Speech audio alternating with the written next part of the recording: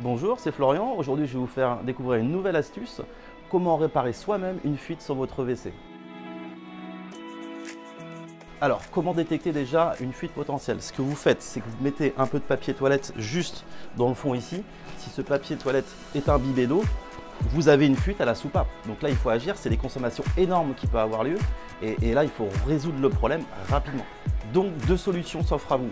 Soit vous changez le joint de soupape, c'est le joint qui se retrouve en bas ici. Je vais vous montrer ça tout de suite. Ou soit on changera l'intégralité du mécanisme.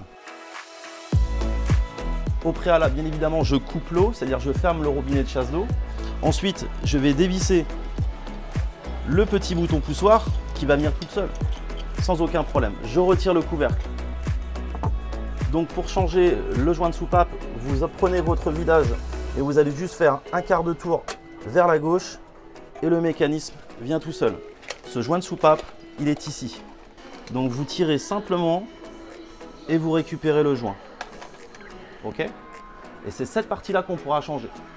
Une fois votre joint changé, simple, vous réintégrez votre mécanisme dans le réservoir. Et là, à l'inverse, vous allez faire juste un quart de tour sur la droite jusqu'à attendre le petit clic. Voilà, simplement, vous remettez le couvercle et le bouton. Pour l'autre possibilité, la solution sera de changer intégralement son mécanisme de chasse d'eau.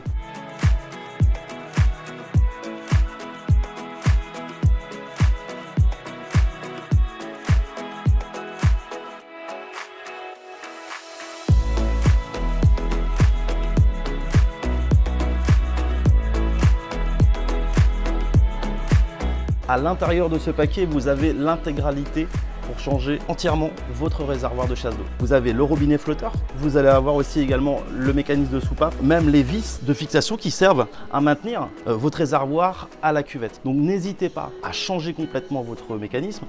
Afin de faire des économies d'eau, n'hésitez pas à régler ce petit flotteur grâce à cette petite vis. Plus je vais visser cette vis, plus le flotteur sera en hauteur, donc plus j'aurai d'eau dans mon réservoir.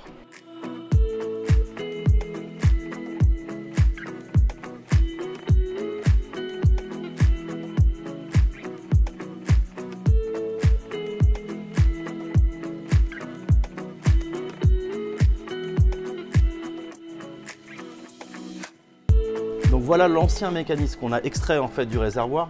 Ici, vous aviez des crans. Ces crans-là, en fait, ils servaient à vous régler la hauteur parfaite. Donc il fallait vraiment être pile poil au niveau de la hauteur de votre réservoir. Avec le nouveau, nous sommes sur un système à câble. Donc peu importe la hauteur du réservoir, je serai à tous les coups sur le bon réglage. Donc il ne me reste plus qu'à insérer mon mécanisme à la place de l'ancien. Je viens mettre le contre-écrou qui est fourni avec. Je bloque à la main, simplement, et j'assure avec la clé qui est fournie, toujours. Je maintiens légèrement avec ma main gauche, là, le mécanisme pour éviter qu'il tourne sur lui-même. Ça ne sert à rien de serrer très fort.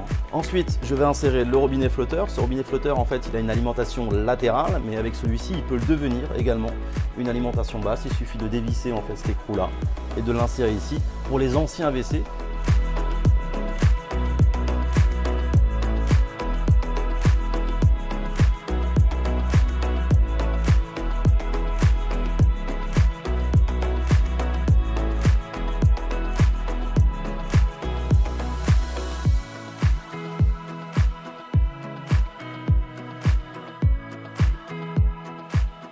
la dernière étape, maintenant, elle est très simple. Je vais juste prendre le câble, le fameux câble, et le clipser simplement à mon bouton. Voilà. Et là, ma chasse d'eau est complètement réussie. Voilà, vous savez désormais comment changer vous-même votre propre mécanisme de chasse d'eau. Je vous dis à la semaine prochaine.